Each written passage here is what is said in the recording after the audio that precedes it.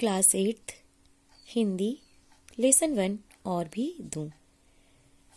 कल मैं इस कविता का आपको शब्दार्थ, अतिलघुत्तरीय प्रश्नोत्तर, लघुत्तरीय प्रश्नोत्तर लिखवाई थी। तो चलिए आज मैं आपको लिखवाती हूँ दीर्घोत्तरीय प्रश्नोत्तर। तो देखिए, दीर्घोत्तरीय प्रश्न का आपका फर्स्ट क्वेश्चन है, कवि मातृभूमि के लिए क्या क्या अर्पित करना चाहता है।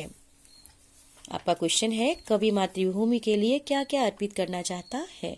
तो आपका आंसर होगा, कवि मातृभूमि के लिए अपना तन मन जीवन, अपने गान प्राण रक्त का प्रत्येक कण, अपने स्वप्न प्रश्न, आयु का प्रत्येक क्षण, सुमन चमन और अपने नीड़ का प्रत्येक तृण भी अर्पित करना चाहता है। अर्थात वह सर्वस्व अर्पित करना चाहता है। आपका नेक्स्ट क्वेश्चन है, मातृभूमि के लिए सर्वस्व अर्पण करने के बाद भी कवि असंतुष्ट क्यों है। तो आपका आंसर होगा, मातृभूमि के लिए सर्वस्व समर्पित करने के बाद भी कवि इसलिए असंतुष्ट है क्योंकि उसे लगता है कि उस पर मातृभूमि का बहुत अधिक ऋण है तथा अपना सर्वस्व समर्पित करके भी वह उस ऋण से उऋण नहीं हो सकता, इसलिए वह संतुष्ट नहीं है। अपनी शांति के लिए वह उसे कुछ और भी देना चाहता है। एक बार फिर से आंसर देख लीजिए।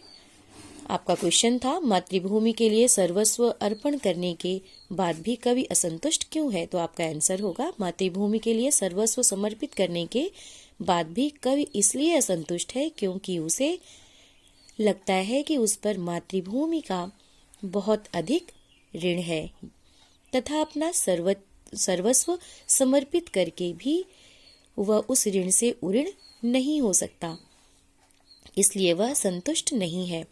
अपनी शांति के लिए वह उसे कुछ और भी देना चाहता है।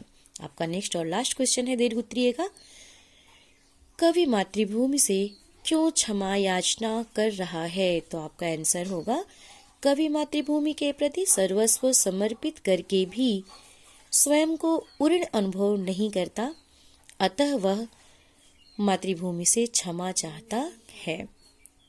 तो ये था आपका दीर्घोत्तरीय प्रश्नोत्तर और आज आपका होमवर्क है दीर्घोत्तरीय प्रश्नोत्तर याद करना, आगे कल। Thank you.